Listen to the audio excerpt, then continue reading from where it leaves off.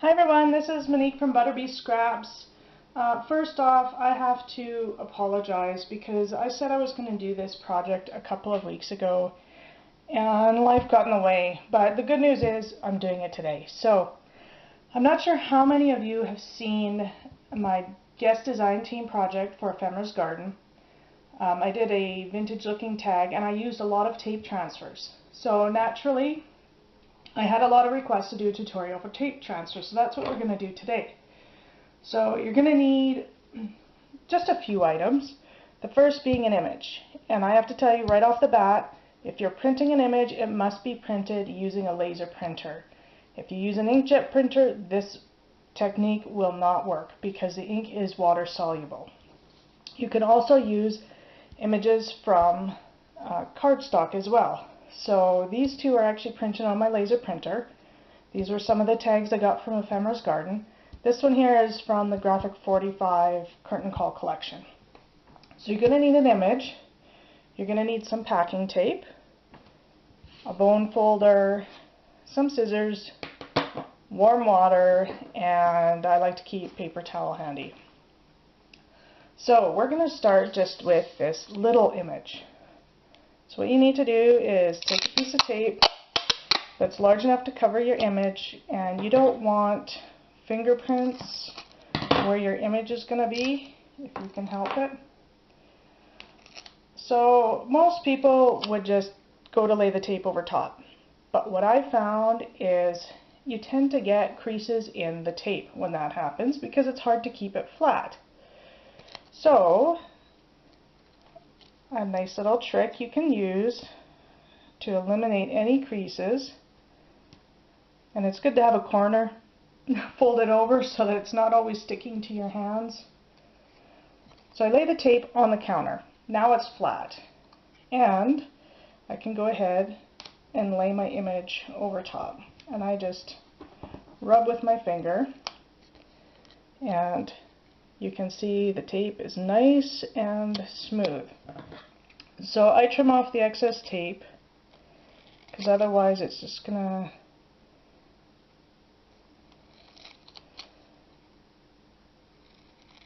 get in the way.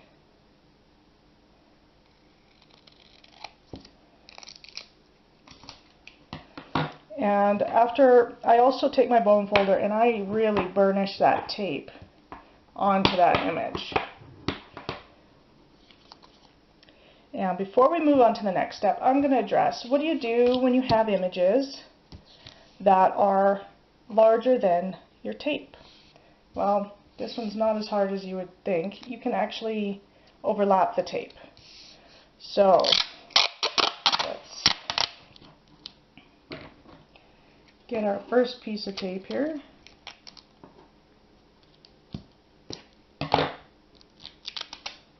And this, when you're doing larger images, that's when creasing the tape becomes a real problem, I found. Not so much with the smaller images, but with the larger ones.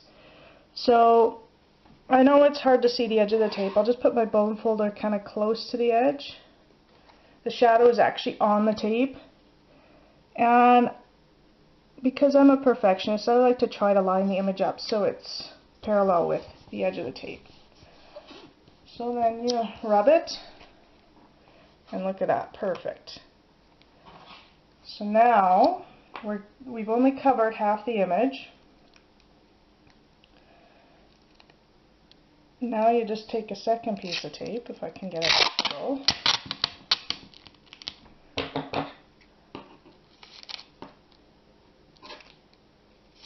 Uh-oh, we have a problem, Houston.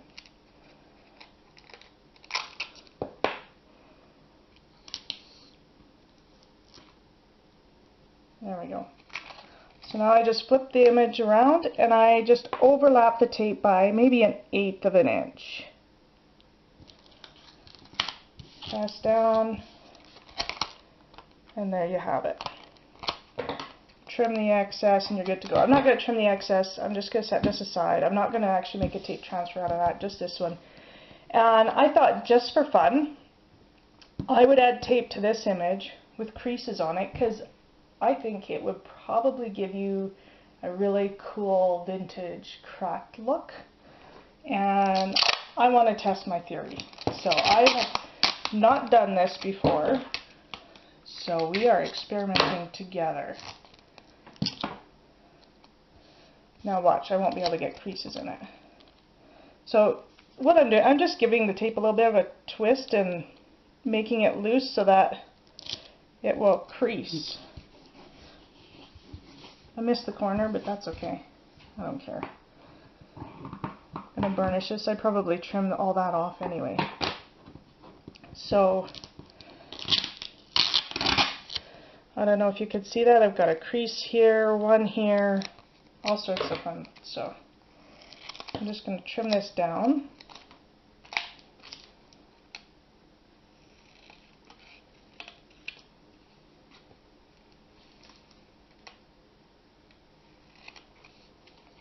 Normally missing the corner like that would bug me, but this is just an experiment. I'm not going to use this image for anything, so. Alrighty, so you have your images covered with tape. The next step is really quite easy, and unfortunately my tripod is not long enough to reach my sink, but all I'm going to do is I'm putting just some warm water in the sink, and I'm laying these in the warm water just to soak up some of that water.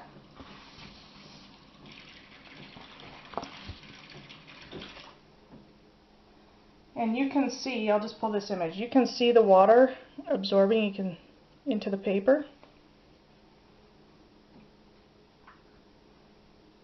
It doesn't take very long.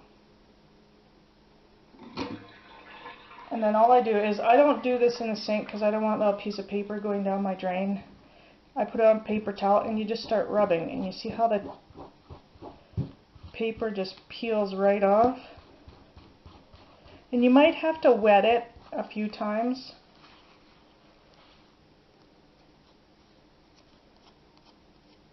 And actually I am going to try to move my tripod, because now that I got most of this backing off, I want to finish it under the tab, and you need to be able to see what I'm doing. Okay, so let me just pause for a minute here, try to get my tripod set up another way, and I'll be back. Okay, so here we are staring at my sink. Sorry for the little glare in the corner there, but I need at least some half-decent light in here. So I'm just going to turn my tap on, and it's fairly warm water. And I just continue to run my piece underwater and peel the tape off. That's a little bit too warm. And it's important that you not let your tape, don't pull it out of the water and rub it and keep rubbing it and then it gets dry, because the water acts kind of as a lubricant, so you don't wipe the ink off of the tape. So, sorry, I'm having problems with this water temperature. There we go. Because if your image becomes too dry, like I said, and I did this, and I'll show you what happens, you will mess up the image. You'll pull it right off the tape. And you can rub this quite hard while it's under the water. You want to try to get as much tape off, otherwise you're going to see it.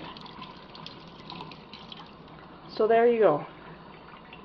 How cool is that? So I'm going to set this aside to dry a little bit so I can show you what happens if you rub the image it's too dry. And I'm going to rub the tape off this, or rub the paper off this one. I'm going to start on the side here so I get the majority of the paper on my paper towel.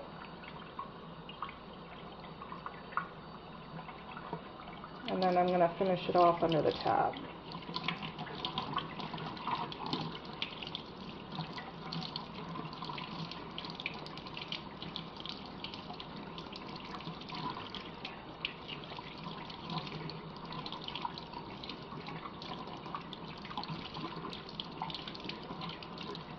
So I guess a few of the keys are, one, to keep creases out of the tape, lay the tape sticky side up on your work surface before taping the image on.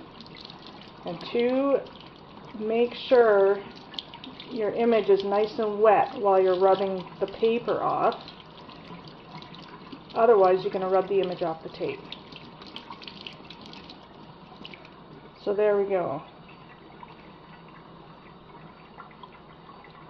And that is, see the crack in there? I kind of like that actually. Right up the center of the image there, I've got that, where that crease was. Very cool. Okay, I'm going to turn that off. Our images are done, and you might find sometimes when they dry a little bit, you see bits of paper you didn't see when the image was wet. Just wet the image again and rub some more. Now, what do you do with tape transfers? Well, you can't just make a bunch and throw them in your drawer, because the image, when it dries, becomes tacky. I'm just going to pause the tape for a little bit here, let these dry out, and I will be back. Okay, I'm back, and I just put a piece of white paper underneath so that you can see the images a little bit better. So I don't know, but you can still see a little bit of fiber on that tape, so you could, if you wanted to, wet it again and rub more off. I'm not going to, not at this point, but you can see a little bit more clearly the crack that I had, the creases I had in the tape here. So yeah, I kind of like that if you're going for a vintage look. But like, you'll notice the pieces of the tape that have a lot of ink, like the black, not tacky. It's the clearer parts, the more white parts, that are tacky. So this is why you can't just throw them in your drawer and use them for another time. Don't be impatient when this is drying. You gotta let it air dry. Don't grab your heat gun, because this is just gonna melt and make a mess. So anyways, so if I were to keep rubbing now that this is dry, you can see I'm rubbing the ink right off. And actually, I have seen it where, I don't know, it just kind of, the image kind of warps, and anyways, yeah, not good. So I guess you just need to keep that tape. I just want to illustrate how you have to keep that tape really wet while you're rubbing it. So now you've got your tape transfer. What do you do with it? Well, I got my tag back just to show you. Some of the things I did with the larger ones is I actually used my Xyron because I wanted full coverage on these tape transfers, and I adhered them to the tag just to create a backdrop. Another thing I did is I created this charm here, and it's metallic, and all I did to create that metallic finish is I took a piece of aluminum foil tape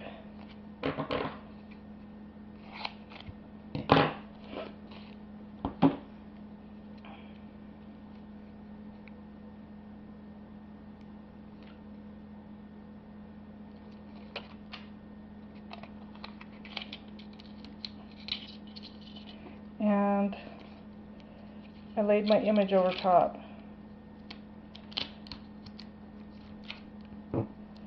And then you get the aluminum shows through on the clear spots, and it gives it a really cool metallic look.